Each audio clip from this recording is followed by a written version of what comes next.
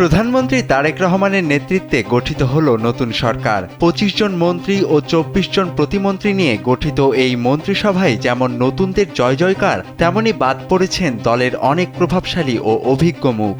মন্ত্রীদের তালিকায় নাম না থাকা বিএনপির হেভিওয়েট নেতাদের তালিকাটিও বেশ দীর্ঘ, যা অনেককেই অবাক করছে। তালিকায় বাদ পড়াদের মধ্যে রয়েছেন বিএনপির স্থায়ী কমিটির এক ঝাঁক অভিজ্ঞ নেতা। তাদের মধ্যে অন্যতম হলেন মির্জা আব্বাস, ডক্টর খন্দকার মোশাররফ হোসেন, ডক্টর আব্দুল মঈন খান, গয়েশ্বর চন্দ্র রায়, নজরুল ইসলাম খান, সেলিমা রহমান এবং আমানুল্লাহ আমান। এছাড়া দলের রাজপথের পরিচিত মুখ এবং জ্যেষ্ঠ যুগ্ম মহাসচিব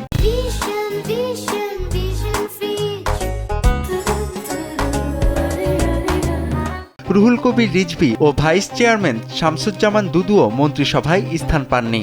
বাদ পড়া নেতাদের অধিকাংশই অতীতে বিএনপি সরকারের বিভিন্ন গুরুত্বপূর্ণ মন্ত্রণালয়ের দায়িত্ব পালন করেছেন। তাদেরকে বাইরে রেখে প্রথমবারের মতো এমপি হওয়া অনেক তরুণ মুখকে মন্ত্রিসভায় জায়গা দেয়া বড় পরিবর্তনের ইঙ্গিত। তবে মাঠ পর্যায়ে নেতাকর্মীদের মনে এখন একটাই প্রশ্ন, অভিজ্ঞদের বাইরে রেখে এই নতুন মন্ত্রিসভা দেশের চ্যালেঞ্জ মোকাবেলায় কতটা সফল হবে।